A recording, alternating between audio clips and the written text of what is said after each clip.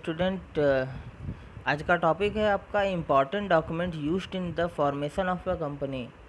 तो कुछ basic document होते हैं जो कि किसी भी कंपनी के रजिस्ट्रार के पास आपको फ़ाइल कराने ही होते हैं, उन सभी को फ़ाइल कराने की आपको ज़रूरत होती है।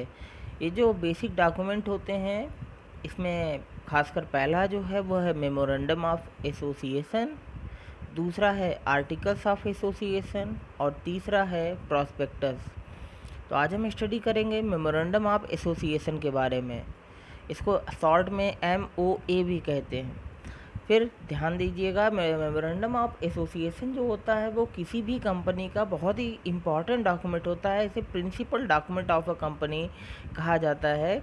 It is considered as the charter of the company. इसे कंपनी के कानून की तरह मतलब माना जाता है। जैसे चार्टर एक्ट आते थे भारत में, बहुत से चार्टर एक्ट आते थे, उसी तरह मेमोरेंडम ऑफ एसोसिएशन को किसी भी कंपनी का चार्टर कहा जाता है। इसमें जनरली होता क्या है कि it contain the all the powers and objective of the company. Company का जितना भी पावर और कंपनी की जो भी ऑब्जेक्टिव्स हैं उसका मेंशन किस में होता है, मेमोरेंडम ऑफ एसोसिएशन में होता है। It also describe the scope of operators of the company and operations of the company. मतलब ये डिस्क्राइब करने का काम करता है कि कंपनी के डिफरेंट जो ऑपरेशंस हो रहे हैं या कंपनी में जो डिफरेंट एक्टिविटीज परफॉर्म हो रही है उनका आखिर स्कोप क्या है। It can be altered only according to the provision made in the company act regulation. Its alteration मतलब इसमें अगर आपको कोई भी बदलाव करना है तो कंपनी एक्ट में जो प्रोविज़न दिए गए हैं उसके तहत इसमें केवल चेंजेस किए जा सकते हैं। Memorandum of association provides information to outsiders such as creditors, suppliers etcetera to know the limitation and scope of a company's dealing.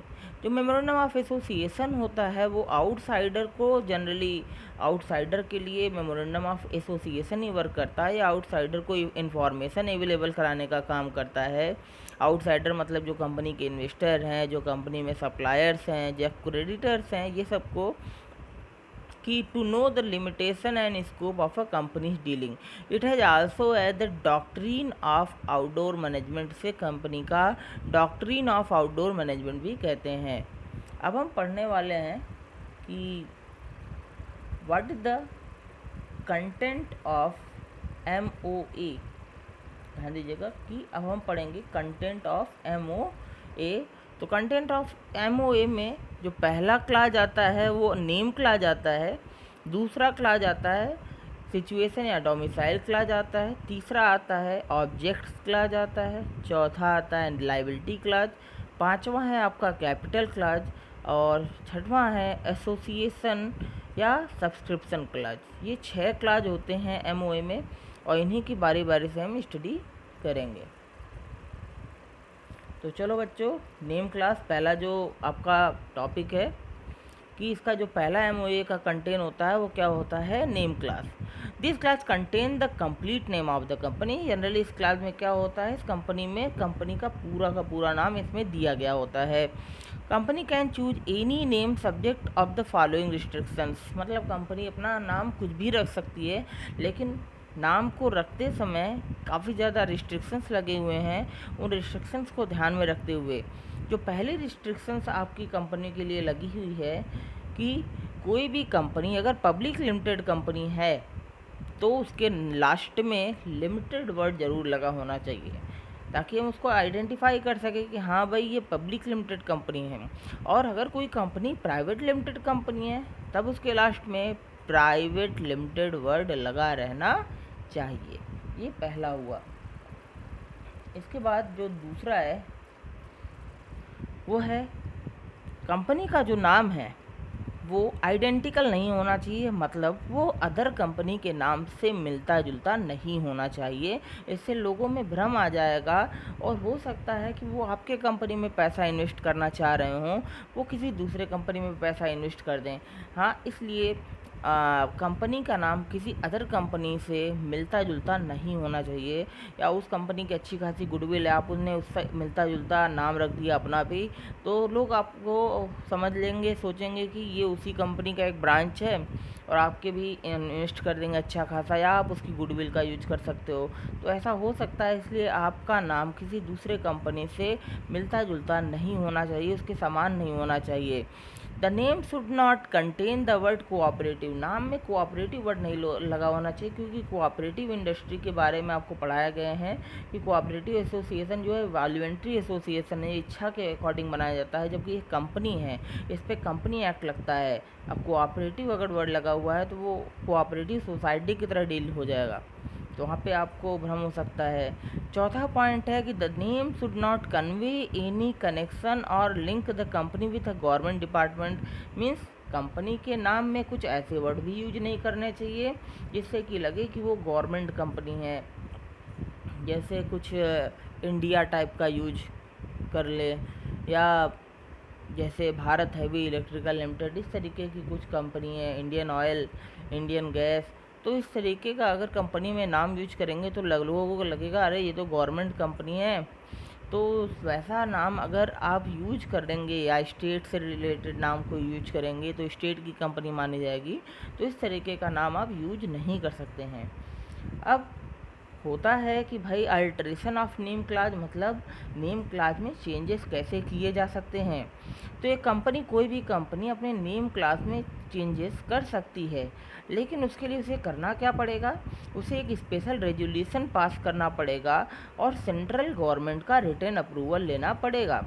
अब स्पेशल रेजुलेशन क्या होता है, तो स्पेशल रेजुलेशन वो रेजुलेशन होता है जो कि कंपनी के जितने भी शेयर होल्डर्स हैं, उस शेयर होल्डर्स का उसमें 75% या उससे ज़्यादा लोगों का कंसेंट आता है, तो वो स्पेशल रेजुलेशन होना चाहिए, होता है।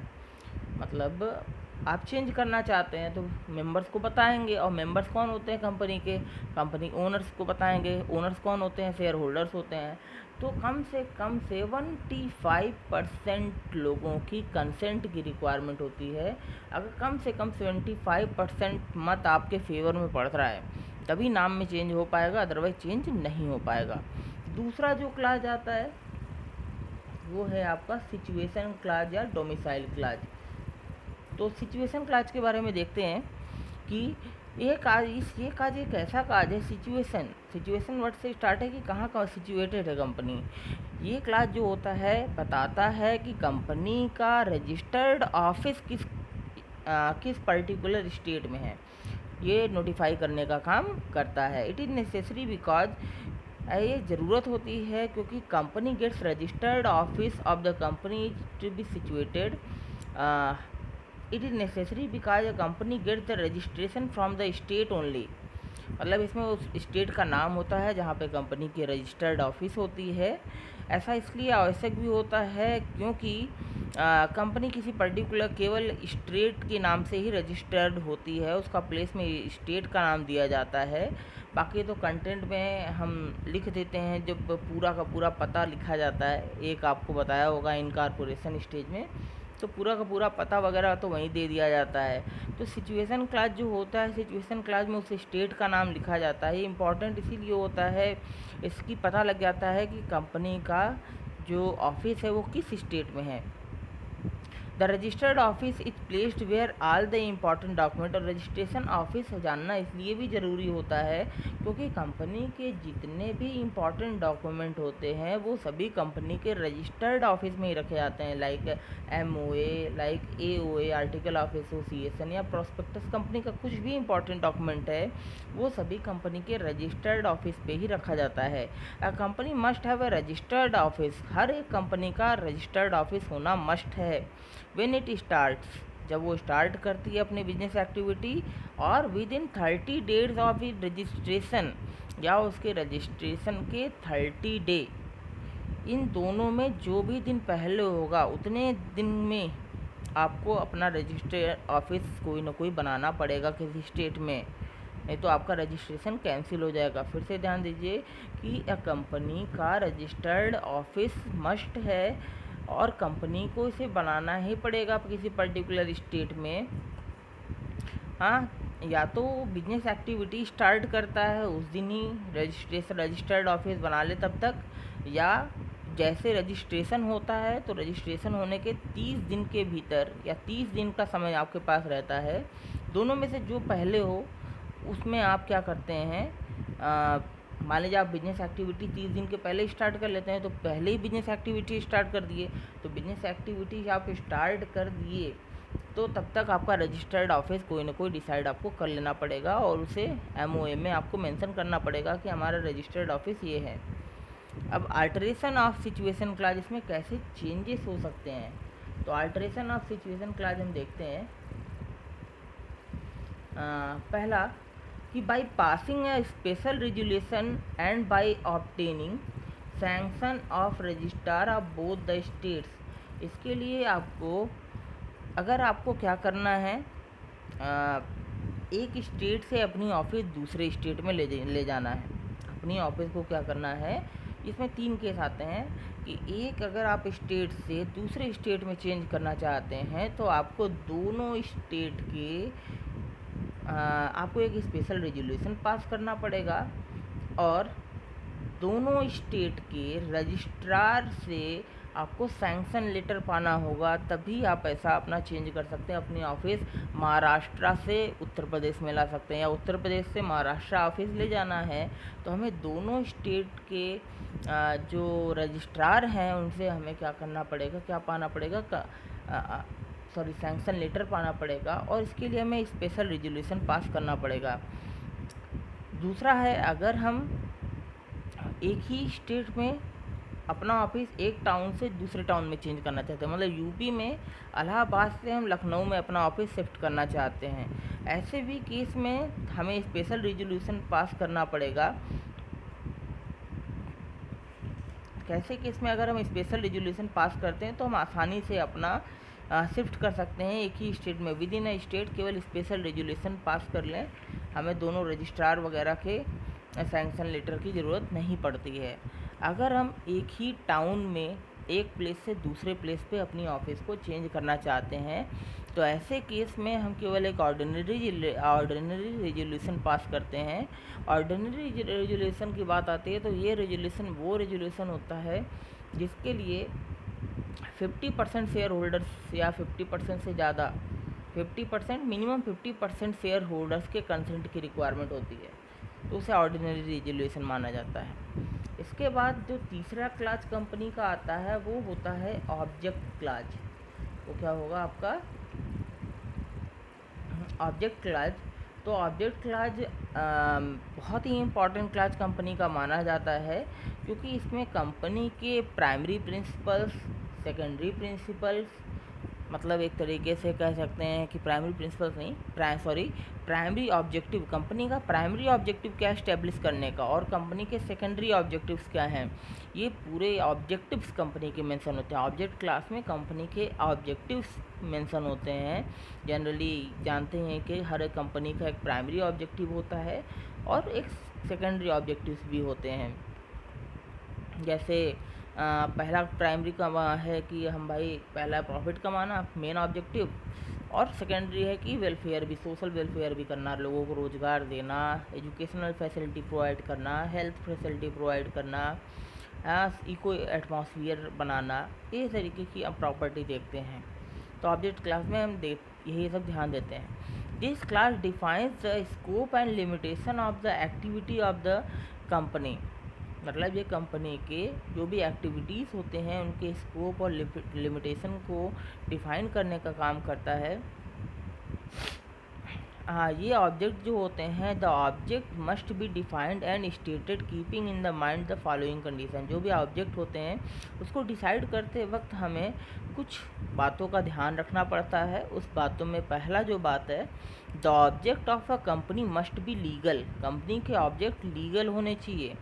दूसरे, the object should not be contrary to the provision of any law, माने कोई भी कानून है उसका कोई भी प्रोविज़न है, किसी भी कानून का कोई भी प्रोविज़न के अगेंस्ट नहीं होना चाहिए आपका ऑब्जेक्ट। मतलब आपका ऐसा ऑब्जेक्ट बना रहे हो जो किसी कानून जो कि पहले से सेट है कि आप ऐसा नहीं कर सकते, आप कुछ ऐसा बना दिए अपना ऑब्जेक्ट जो कि उसको क्या कर रहा है, कॉन्ट्रास्ट कर रहा है, उसका अगेंस्ट में आपने कुछ बना दिया, वो नहीं माना जाएगा, वो इलीगल एक्टिविटी में आ जाएगा। The object must not be immoral, object immoral नहीं होने चाहिए, वो मोरल लिए होना चाहिए। अब इसमें अल्टरेशन कैसे कर सकते हैं, तो अल्ट्रेशन करने के लिए इसके लिए कंपनी को एक स्पेशल, अगर कंपनी इसमें अल्ट्रेशन करना चाहती है तो कंपनी को स्पेशल रेजुलेशन पास करना पड़ेगा और कंपनी लॉ बोर्ड बना हुआ होता है, उसकी परमिशन रिक्वायरमेंट होती है इसमें। अगला जो क्लास है कंपनी का वो है लाइबिलिटी क्लास। तो लाइबिलिटी क्लास को हम देखते हैं कि लाइबिलिटी क्लास क्या होता है। लाइबिलिटी क्लास में हम this class define the liability of the members of the company. Generally बस इतने से ही पता लग जाता है कि ये कंपनी के लाइबिलिटी वर्ड से ही ये कंपनी के मेंबर की लाइबिलिटी डिसाइड करने का काम करता है। अगर कोई company limited by shares company है, उस केस में हमने कहा भी था एक लिमिटेड बाई शेयर्स होते हैं, गारंटी बाई शेयर्स कंपनी का होते हैं। तो एक अगर कंपनी लिमिटेड बाई शेयर है, उस केस में मेंबर की जो लाइबिलिटी होती है उसके कहाँ तक होती है, जहाँ तक उसने पैसा नहीं दिया है, अनपेड अमाउंट, उसने जो भी शेयर होल्ड किया है, उसने जो भी शेयर कैपिटल लिया है, उसमें जितना अनपेड अमाउंट है, अनपेड अमाउंट तक ही उसकी लाइबिलिटी बनती है, उससे ज़्यादा उसकी लाइबिलिटी नहीं बनती है। तो उसमें क्या होता है कि the liability of member is limited to the extent share के केस में हमें बताना पड़ता है कि मेंबर की लाइबिलिटी जो होती है वो अनपेड अमाउंट तक ही होगी। अगर guarantee in case of company limited by guarantee, अगर कोई कंपनी जो है वो लिमिटेड किसके थ्रू है, गारंटी के थ्रू है, तो ऐसे केस में हर एक मेंबर उस गारंटी अमाउंट तक के लिए ही केवल जिम्मेदार माना जाता है। उसकी लाइबिलिटी, हर एक मेंबर की लाइबिलिटी कितनी होती है, जितना वो गारंटी देता है कि हम कंपनी को उसके वाइंडिंग अप के समय या कंपनी की कोई ख़राब सिचुएशन आई, उस सिचुएशन में हम इस अमाउंट तक ही पैसा देंगे, तो उस अमाउंट तक ही उसकी गारंटी बन जाती है। अब हम अल्ट्रेशन ऑफ लाइबिलिटी क्लास में कैसे चेंजेस कर सकते हैं। तो अगर कंपनी अपने लाइबिलिटी क्लास में चेंज करना चाहता है तो इसके लिए लाइबिलिटी क्लास के लिए एक अनोनिमस रेजुलेशन पास करना पड़ता है। अपने मेंबर्स की पूरी मीटिंग बुला के उसमें एक अनोनिमस रेजुलेशन पास करना पड़ता है, सबकी सहमति से, आम सहमति से पूरा हमें एक कंसेंट पास करना पड़ेगा, मीटिंग बुलानी पड़ेगी। मीटिंग में हम प्रस्ताव रखेंगे, अगर सब लोगों ने अपनी सहमति दे दी तभी हम इसमें चेंज कर सकते हैं लाइबिलिटी क्लास में, अदरवाइज लाइबिलिटी क्लास में चेंज नहीं कर सकते हैं। क्योंकि अगर हम गारंटी वाले का अमाउंट बढ़ा रहे हैं कि नहीं भाई आपको ज़्यादा अमाउंट की गारंटी देनी पड़ेगी, तो इसमें सभी शेयर होल्डर पर फ़र्क पड़ जाएगा। तो सभी शेयर होल्डर पर फ़र्क पड़ेगा, इस कारण से सभी लोगों की सहमति ज़रूरी हो जाती है, इसीलिए यहाँ पे अनोनिमस रेजोल्यूशन पास किया जाता है। कैपिटल क्लास जो होता है, इस क्लास में आपका जनरली शेयर कैपिटल मेंशन होता है कि जिस शेयर कैपिटल से कंपनी का रजिस्ट्रेशन होता है। मतलब इसमें कैपिटल क्लास के अकॉर्डिंग इस क्लास में उस अमाउंट को स्पेसिफाई किया जाता है जिस शेयर कैपिटल से कंपनी का रजिस्ट्रेशन होता है। The capital with which a company is registered is called registered authorised और नॉमिनल कैपिटल। जिस कैपिटल से किसी कंपनी का रजिस्ट्रेशन होता है उसको हम रजिस्टर्ड कैपिटल, ऑथोराइज्ड कैपिटल या नॉमिनल कैपिटल कहते हैं। कोई भी कंपनी जो होते हैं अपने पूरे लाइफ टाइम में ऑथोराइज्ड कैपिटल से ज़्यादा शेयर इशू नहीं, मतलब अगर कोई कंपनी इशू करना चाह रही है शेयर, तो ऐसे केस में वो कभी भी ऑथोराइज्ड कैपिटल से ज़्यादा शेयर इशू नहीं कर सकती है। अब अल्ट्रेशन ऑफ कैपिटल क्लास की अगर कंपनी अपने लाइफ टाइम में जो ये शेयर कैपिटल को बढ़ाना या घटाना चाहती है, तो उस केस के लिए आल्टर करने के लिए कंपनी को एक स्पेशल रेजोल्यूशन पास करना पड़ेगा और कंपनी लॉ बोर्ड की अप्रूवल लेना पड़ेगा। इसके बाद होता है एसोसिएशन या सब्सक्रिप्शन क्लास। तो this class contain the declaration by the director stating that we, इसमें क्या होता है कि डायरेक्टर का डिक्लेरेशन लेना पड़ता है सब्सक्रिप्शन क्लास में। वो लोग ये कहते हैं एकदम यही सेंटेंस में कि वी, हम सभी, the several person who names and address are submitted, हम सभी लोग जिनका नाम और एड्रेस सबमिट है, are desirous of being perform into company, एक कंपनी के रूप में परफॉर्म करने के लिए इच्छुक हैं in accordance with memorandum of association. Memorandum of association में जो भी बातें कही गई हैं उसके अनुसार हम कंपनी की एक्टिविटी को कंपनी के फॉर्म में काम करने के लिए तैयार हैं। And we undertake to take the qualification shares, और हम क्वालिफिकेशन शेयर लेने को तैयार हैं। The declaration must be signed by all the directors, मतलब इस डिक्लेरेशन पे सभी डायरेक्टर्स के सिग्नेचर्स होते हैं कंपनी के। अब इसमें चेंजेस नहीं हो सकता है। अल्ट्रेशन ऑफ एसोसिएशन क्लास, मतलब इस क्लास में कोई भी चेंजेस नहीं होता। ये तो डिक्लेरेशन है, तो घोषणा जब आप करते हो तो उसमें आप कोई चेंज नहीं कर पाते हो, नहीं कर सकते हो। अब अगला टॉपिक जो आपका आएगा, कैपिटल क्लास भी हो गया आपका। अगला टॉपिक आपका आएगा, वो आएगा articles of association. Articles of association ये बहुत ही इम्पॉर्टेंट टाइप है, क्योंकि इसमें कंपनी के सारे रूल्स रेगुलेशन वगैरह दिए रहते हैं। तो पहले हमें आर्टिकल ऑफ एसोसिएशन का इंट्रो लेना पड़ेगा कि आखिर आर्टिकल ऑफ एसोसिएशन है क्या।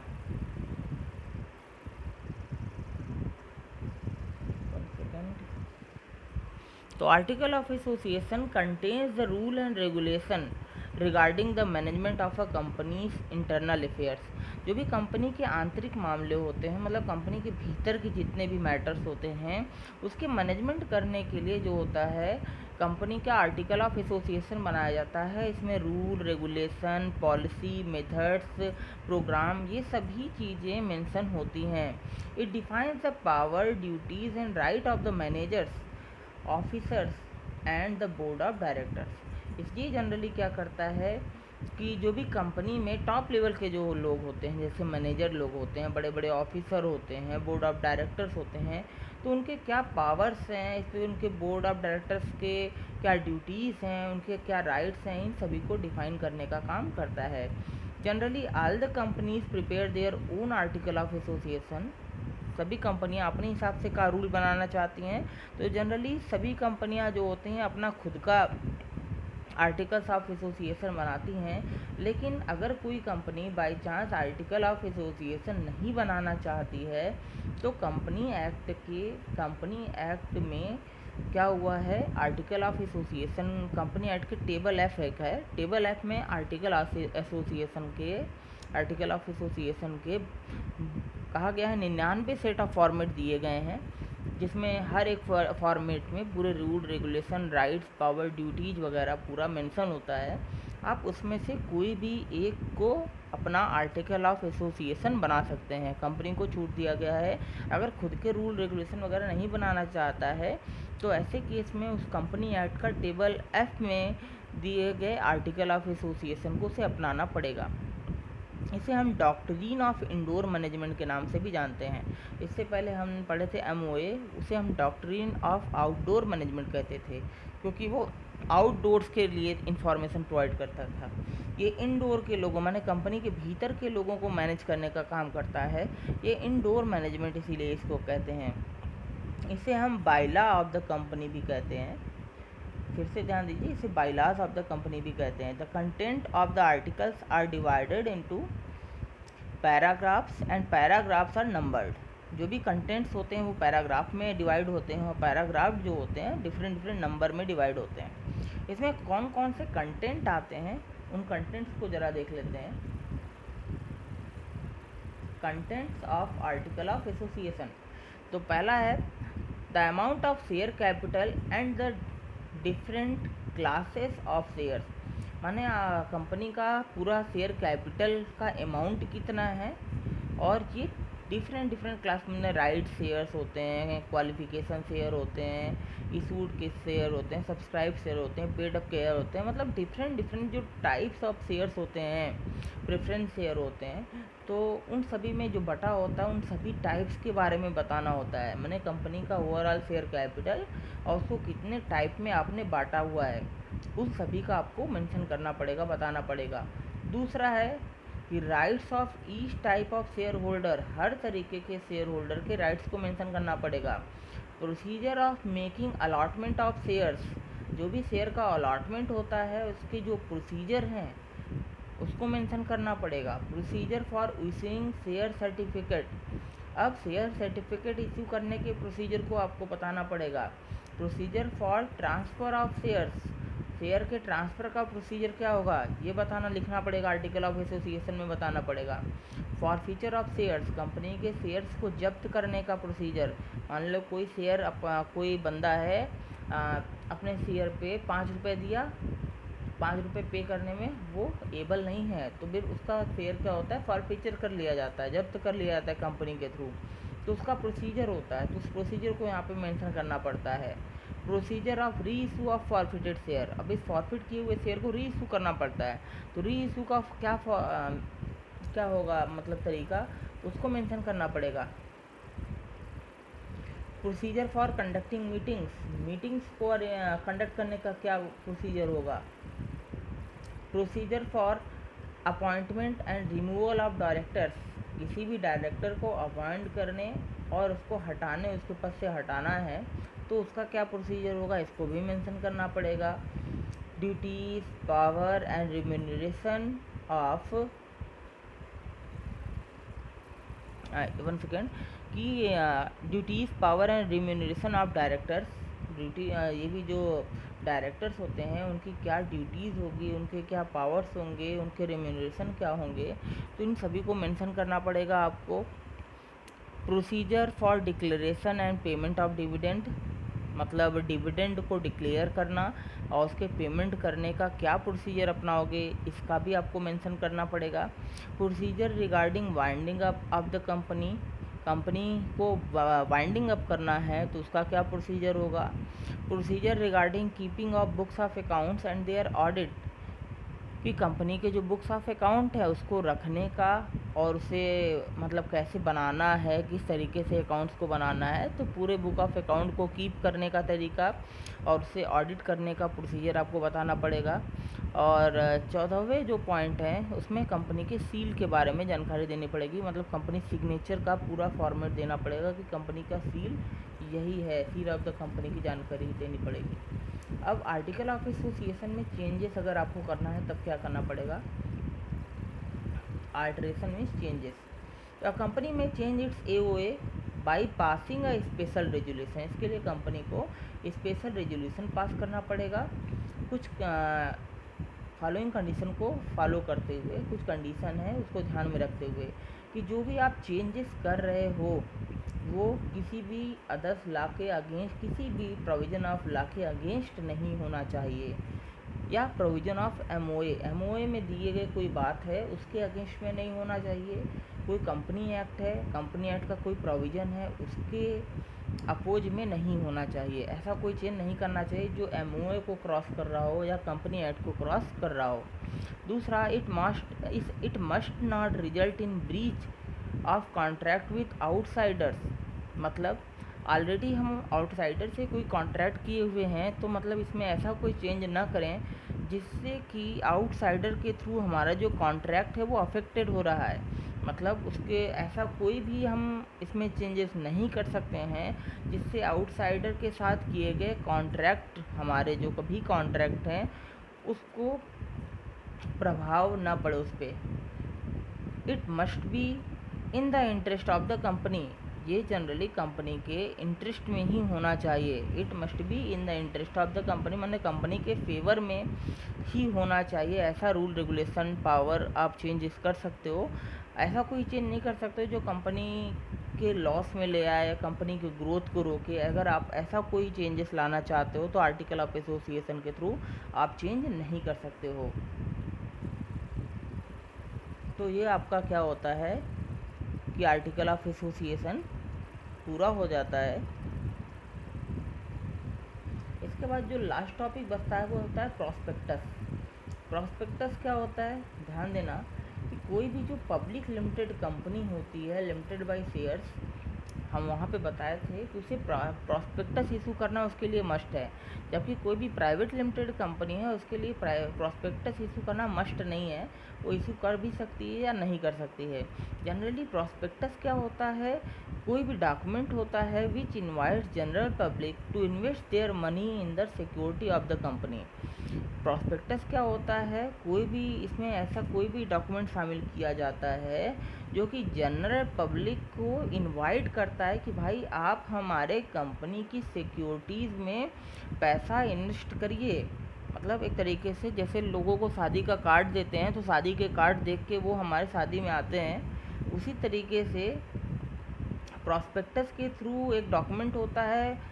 स्कूल वाले होते हैं अलग अलग एक फॉर्मेट का फ़ाइल दे देते हैं मार्केट में, और उस फॉर्मेट को देख के जिनको एडमिशन लेना होता है वो कंपनी के मतलब स्कूल के पास आते हैं और एडमिशन लेते हैं। वो रंग बिरंगा फॉर्मेट होता है। एक तरीके से एक कंपनी का भी एक इनविटेशन कार्ड होता है जो कि कहीं ना कहीं पब्लिक को अट्रैक्ट करने का काम करता है और उनको कंपनी में इन्वेस्ट करने के लिए मोटिवेट करता है। इसी स्टेटमेंट या डॉक्यूमेंट का नाम होता है प्रॉस्पेक्टस। अगर कोई कंपनी पब्लिक लिमिटेड कंपनी बहुत ही रेप्यूटेड कंपनी है तो वो जनरली उसके लिए प्रॉस्पेक्टस बनाना मस्ट नहीं होता है। वो प्रॉस्पेक्टस के प्लेस पे statement in lieu of prospectus बनाती है। क्या बनाती है? Statement in lieu of prospectus, जो कि प्रॉस्पेक्टस के प्लेस पे बनाया जाता है, उसे कंपनी के रजिस्ट्रार ऑफिस में सबमिट किया जाता है। अब the essential element of the prospectus are as follows. पहला, there must be an invitation to the public at large. मतलब इसमें क्या होता है कि एक बड़े लेवल पे पब्लिक को इनवाइट किया जाता है। The invitation must be made by और on behalf of the company. जो भी इन्विटेशन होगा वो कंपनी के ही बिहाफ पे होगा। तीसरा, the invitation must be to subscribe to purchase its share और डिवेंचर। और इस इन्विटेशन के थ्रू कंपनी के जो भी शेयर होल्डर्स होंगे या जो भी मतलब डिवेंचर होल्डर होंगे उन्हें कंपनी के सिक्योरिटीज़ को ख़रीदने के लिए या कंपनी के सिक्योरिटीज़ में इन्वेस्ट करने के लिए क्या करना पड़ेगा? मोटिवेट करना पड़ेगा। मतलब वही कह रहा है कि this invitation must be to subscribe to और परचेस इट शेयर और डिबेंचर। तो इस तरीके से आपका टॉपिक ख़त्म होता है।